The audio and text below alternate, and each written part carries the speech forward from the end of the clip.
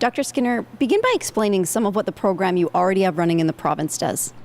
Sure. So I'm part of a program that works with a number of different First Nation communities, one of which is called Know Your Status, which is based around a community-led HIV program that's developed in community with community leaders, and really also addresses access to care by providing HIV care, testing and treatment close to home.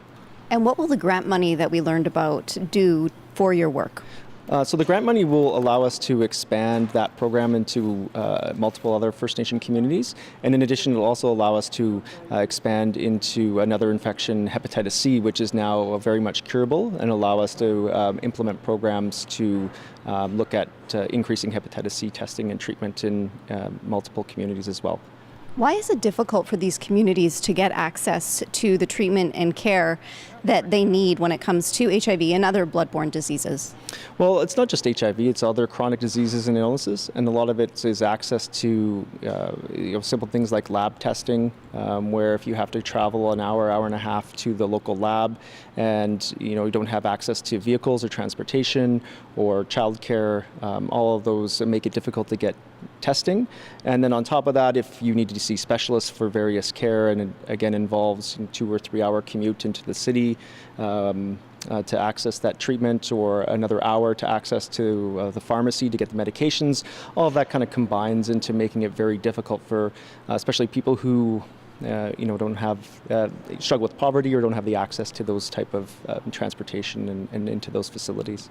How do you make use of the people who belong to those communities in making this successful, and the knowledge that they have traditional medicine and their cultural ways as well? Yeah, that's a great thing. Great point is that really we're trying to bring together both Western medicine, so with HIV our medications, but also the cultural pieces, and working together to really bring wellness to people. But more importantly, this is their programs that the communities themselves and the leaders and the people who are affected are the ones who design the programs, design the treatment, and we're just following what they want us to do. Have you seen improvements so far? We see these HIV rates that are so troubling in our province. Are you starting to see that this is making a difference? Absolutely. I think we always see the rates, but what hasn't been talked about enough is the tremendous work that's been done in many communities, and some of the tremendous outcomes that have been done. And so with HIV, we look at the World Health Organization or the United Nations 90-90-90, which is 90% of people on treatment.